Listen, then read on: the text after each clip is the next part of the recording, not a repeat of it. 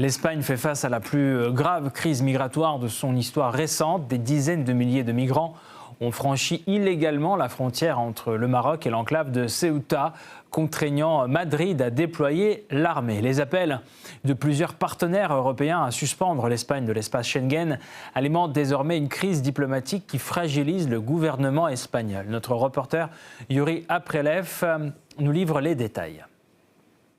On est clairement dans une guerre des chiffres. C'est très difficile à croire puisqu'en fait les autorités locales expliquaient que c'était 60 000 migrants qui étaient arrivés depuis hier. Le ministère de l'Intérieur espagnol expliquait que c'était 50 000 aujourd'hui dans l'après-midi. Et ce soir, les autorités espagnoles expliquent que 48 500 migrants ont été expulsés du territoire. C'est très compliqué à croire, mais ce sont les chiffres officiels. En tout cas, sur ce qui se passe. Donc on parle de l'enclave de Ceuta, qui se trouve en fait à la frontière avec le Maroc. C'est l'une des seules frontières terrestres entre l'Union européenne et l'Afrique. La deuxième, c'est Melilla, qui appartient aussi à l'Espagne. On est face à une situation catastrophique, tant sur le plan humanitaire que sur le plan sécuritaire. Ce sont donc des dizaines de milliers de migrants qui sont rentrés sur le territoire espagnol via la mer. Malheureusement, 57 au moins d'entre eux se sont noyés lorsqu'ils ont fait cette traversée qui est plutôt courte, mais qui reste malgré tout dangereuse. Et cette crise dépasse de loin celle qui était arrivée en 2021 sur ces mêmes territoires espagnols où il y avait eu à l'époque 10 000 migrants qui avaient franchi la frontière en 48 heures. Là, on est clairement passé à une autre dimension, puisqu'au total, si jamais on compte de 50 000 à 60 000 migrants qui seraient passés, c'est quasiment 70% de la population totale de l'enclave espagnole. C'est donc forcément pour les autorités locales une catastrophe à gérer, ce qu'elles disent d'ailleurs. Pour le gérer, justement, le gouvernement espagnol a annoncé le déploiement de l'armée. Il y a des militaires qui sont arrivés à la frontière. Ils ont même déployé des nageurs de combat pour éviter que les migrants continuent à traverser. Les gardes-côtes ont reçu des renforts avec un navire notamment supplémentaire, des drones. Et au final, le Premier ministre espagnol, Pedro Sánchez, accuse la mafia, il accuse les passeurs d'être responsables de cette situation.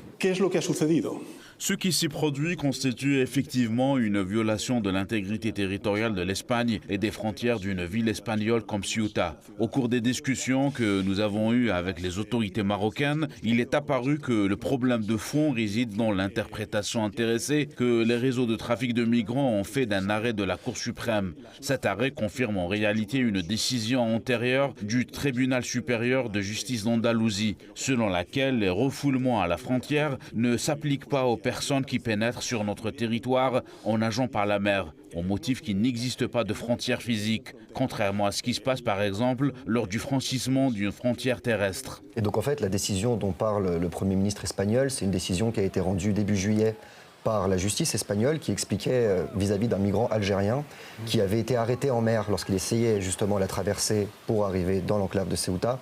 Il avait été arrêté et il avait été immédiatement expulsé. Et la justice a estimé que les arrivées par la mer ne devaient pas être traitées de la même façon que les arrivées terrestres et que donc il devait y avoir une procédure administrative plutôt qu'un renvoi immédiat.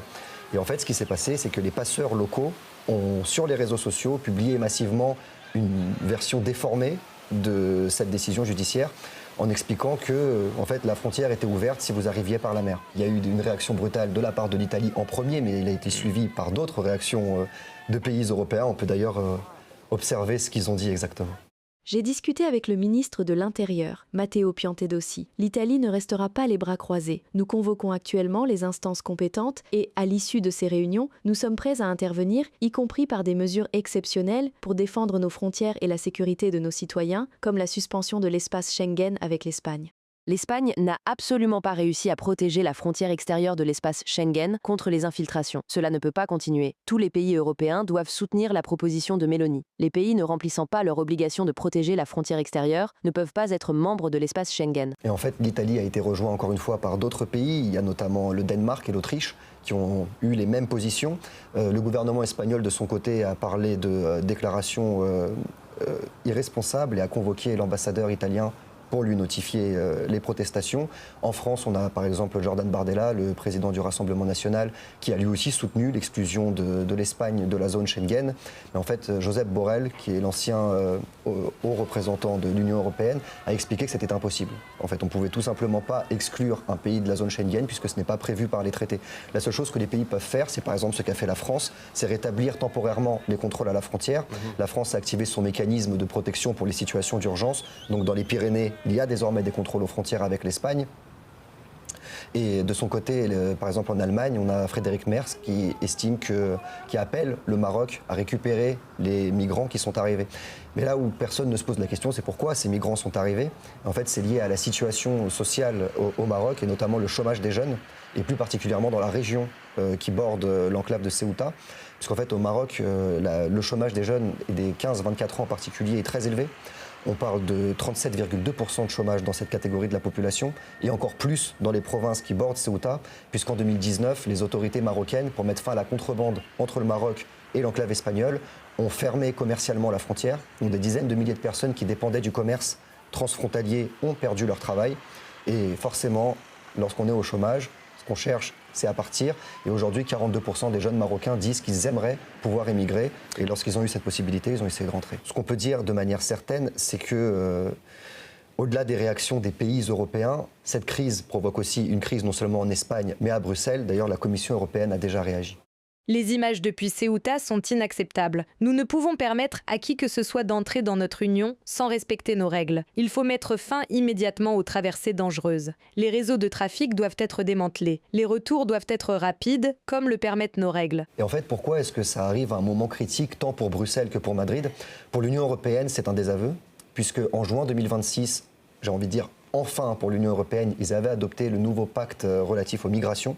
C'était un accord qui avait été négocié de longue date pendant plus de 2 ans entre les États membres et qui normalement permettait de créer une solidarité, et notamment pour les pays comme l'Espagne et l'Italie, en cas d'arrivée massive de migrants, puisque ces pays sont très souvent concernés par les arrivées, avec une redistribution, si on peut le dire comme ça, des migrants qui seraient répartis sur le territoire de l'Union européenne et des aides financières pour les pays qui seraient touchés. Quand on voit les réactions des alliés de l'Espagne, que ce soit l'Italie, l'Allemagne, la France ou l'Autriche, on voit très bien que ça n'a pas marché. C'est donc un échec total pour Bruxelles. Et l'autre problème pour Bruxelles, pour von der Leyen même personnellement, tout le monde voit qu'il y a une poussée des partis de droite, des partis eurosceptiques et anti-immigration au sein de l'Union européenne. On se prépare à des échéances électorales en Espagne, mais aussi en France et en Italie en 2027. C'est un vrai sujet. Donc l'Union européenne durcit son discours en expliquant qu'on lutte contre l'immigration. Et se retrouver avec une crise d'une telle ampleur sur le territoire de l'Union européenne, au moment où on essaye de convaincre les populations qu'il ne faut pas voter pour les partis de droite anti-immigrationnistes parce que, regardez, notre politique fonctionne, c'est un véritable désaveu. Et pour Pedro Sánchez, la situation est encore pire. Il est en fait dans la pire des configurations possibles, puisqu'il a été un des seuls leaders aujourd'hui au sein de l'Union européenne à avoir une autre approche concernant l'immigration. Plutôt que d'être anti-immigrationniste et de durcir la politique d'immigration, il a voulu tester une autre approche. Et en début d'année, il a notamment prévu avec son gouvernement la légalisation d'au moins 500 000 comment on pourrait l'appeler, des migrants illégaux sur le territoire espagnol, pour permettre de légaliser leur situation et renforcer leur sécurité tout simplement sur le territoire espagnol, puisque selon lui, ils apportent de l'argent, de la main-d'œuvre et de l'aide économique. Au final, c'est 1,2 million de personnes qui ont déposé un dossier depuis le début de l'année pour être inclus dans ce projet. Donc c'est compliqué quand on explique à sa population, regardez, on va légaliser, ça fonctionne, pour au final se retrouver avec une crise, avec 60 000 migrants qui traversent de manière illégale votre frontière. D'autant qu'il y a des élections qui sont prévues en Espagne justement en 2027, des élections qui pour l'instant dans tous les sondages montrent que Pedro Sánchez n'arrivera pas à se maintenir, puisque que ce soit les partis son parti, le parti socialiste ou ses alliés, ils sont tous en perte de vitesse dans les sondages. C'est les partis de droite qui arrivent devant. Et donc, avec cette situation qui sera forcément choquante pour les Espagnols, ce sera mis en avant pour expliquer que, regardez, vraiment, ne votez pas pour les partis de gauche, votez pour nous. Et donc, on va avoir un changement de gouvernement, visiblement, si cette crise continue, pour l'Espagne. D'autant que pour les Espagnols, la situation est encore plus compliquée que d'habitude, puisque aujourd'hui, 60% des Espagnols estiment qu'il y a trop de migrants dans le pays tout court. C'est du jamais vu, c'est inédit dans l'histoire espagnole. Et quand bien même sur la légalisation des 500 000 personnes, en fait, ça concerne majoritairement des migrants venus d'Amérique latine, et non pas du tout des migrants venus du Maghreb ou d'Afrique de manière générale. Dans la tête des populations, ça reste une politique d'ouverture qui explique la réaction des Européens.